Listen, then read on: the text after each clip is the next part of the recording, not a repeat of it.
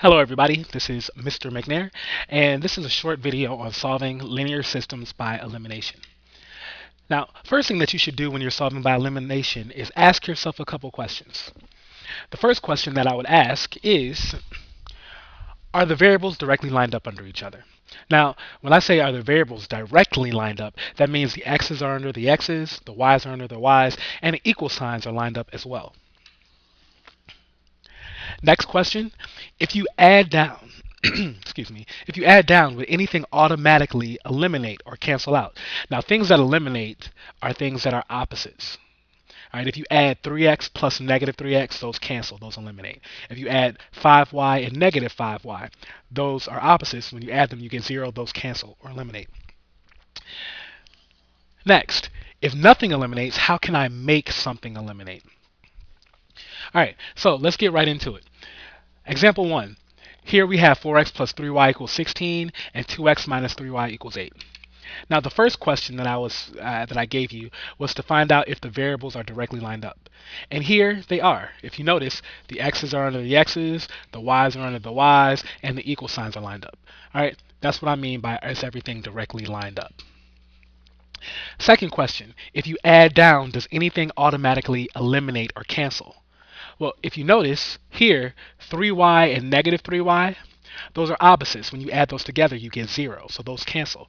So what we're going to do, we're just going to add down and combine the two equations. So 4x plus 2x, that's 6x.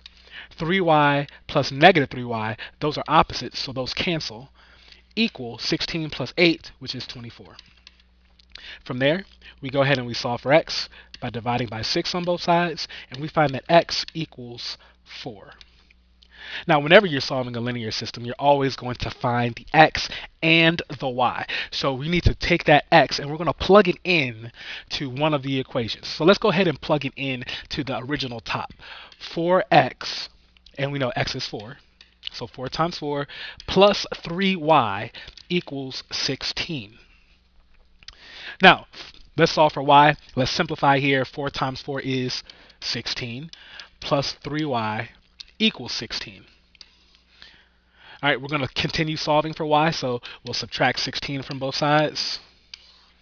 Those cancel out, leaving you with 3y equals 0.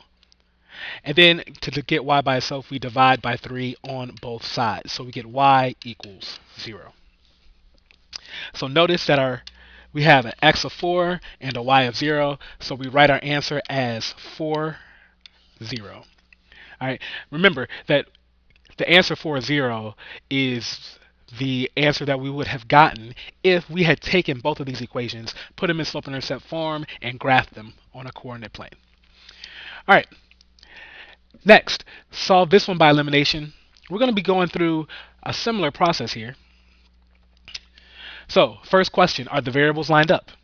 Yes. X's are under the x's, y's are under the y's, equal signs are lined up. Second, if you add down, does anything automatically cancel? Here, no, it doesn't. So we need to skip to the third question, which is how do I make something cancel? So from here, you actually can pick a variable that you want to eliminate. It doesn't matter which one you pick as long as you make something cancel. Okay. Sometimes it'll be easier to cancel out the x's. Sometimes it'll be easier to cancel the y's. Here, it doesn't really look like there's something that's easier than the other. So I'm just going to pick the x's. Now, negative 4x and 3x.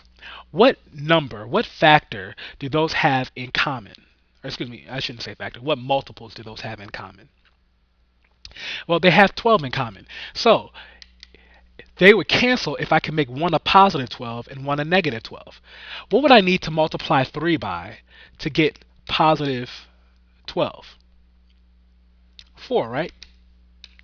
What would I need to multiply negative 4x by to get negative 12x? 3. So what I'm going to do is I'm going to take these numbers on the outside and I'm going to distribute into everything. 4 times 3x is 12x. 4 times 5y is 20y. And 4 times 6 is 24. Now on the bottom, we're going to do the same thing. We're going to take that 3 and distribute it into everything. Make sure it goes to everything. 3 times negative 4x is negative 12x. 3 times 2y is positive 6y, and 3 times 5 is 15. All right, now that we have this, our linear system looks exactly like it did in example 1. All right, if you look and you add down here, the 12x and the negative 12x, they cancel. What's 20y plus 6y? That's 26y. Equals, what's 24 plus 15? 39. If you divide both sides by 26, you get y equals 1.5. All right. Now that you know what y is, you can take that value for y and you plug it into any of the equations that you have. It doesn't matter which one, whether they be original equations or the new equations. I'm going to go ahead and plug it into this bottom original equation since it's readily accessible to me. So I have negative 4x plus 2y. And what is y? Y is 1.5. That equals 5. Now we're just going to go ahead and simplify and solve. So negative 4x plus 2 times 1.5 is 3. That equals 5. And then we're going to solve for x by subtracting 3 from both sides. So we get negative 4x equals 2. And then we'll divide by negative 4 on both sides. So we get x equals negative half. So our answer is negative a half for y, a negative a half for x, and positive 1.5 for y. All right. Now, I will say this about these answers. If you come up with a decimal answer, you could probably write it as a decimal as long as the decimal is terminating, meaning that it stops. If it's something that's repeating or there's a pattern that goes on forever, if I were you, I would just leave it as a simplified fraction. Speaking of which, example 3. This one is similar to that. Now, here, once again, are the variables lined up? Yes, x's, y's, equal sign. Next, if you add down, does anything automatically cancel? Well, no, it doesn't. Now, if you look here, once again, it doesn't matter which variable you decide to cancel. You could cancel the x's or the y's. However, if you pay attention to detail, it looks like which variable is easier to cancel. The y is, because if you notice, you have 8y here, and negative 4 actually goes into 8. So I could take this top equation and just multiply it by 2 so that I would get a negative 8 that would cancel with that positive 8. So it would be less work to do. So if I was to multiply through by 2, my new top equation would be 10x minus 8y equals 6. And my bottom equation I would keep the same, 2x plus 8y equals negative 2. If I add down, 10x plus 2x is 12x. The 8 and the negative 8y, those cancel out. And on the right, we have 6 plus negative 2, which is 4. To solve for x, we divide by 12 on both sides, and you get x equals what? 1/3. Now, once again, I will keep that as a simplified fraction because you don't want to end up having to round your answer. You want to have an exact answer. So now you know x is 1/3. You could take that 1/3 and plug it anywhere that you want. All right, I'm going to plug it into this bottom original equation, again, just because it's readily accessible to me. So 2x, and x is 1/3, plus 8y equals negative 2. 2 times 1/3 is what? 2/3. Plus 8y equals negative 2. From there, we would subtract 2/3 from both sides. So we get 8y equals negative 2 and 2/3.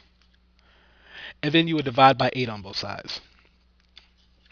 So you would get y equals negative 2 and 2/3 divided by 8 is negative 1/3. Let me make that a little clearer. All right, so our answer, 1/3 for x and negative 1/3 for y. All right, last one. Here, again, asking yourself the original questions. Are the variables lined up? No. So you need to align them yourself. All right. If you notice, the top equation has x and y on the same side, just like the first three problems we did. So I'd probably do that myself. I would take the second equation and rewrite it so that it looks like the first equation. So the way that we do that is by getting the x and y on the same side. So I could add 5x to both sides. So the new bottom equation would be 5x plus 2y equals 12. And the top equation would just stay the same. 3x plus 2y equals 8. Okay? Now that you have that, are the variables lined up? Yes. If you add down, does anything automatically cancel? Be careful here, because if you notice, those two y's, those don't cancel because they're not opposite. They're the same. So what cancels with a 2y? A negative 2y. So I'm just going to take this top equation and multiply through by negative 1. And that'll make the equation negative 3x minus 2y equals negative 8. Bottom equation, I'm just going to keep it the same.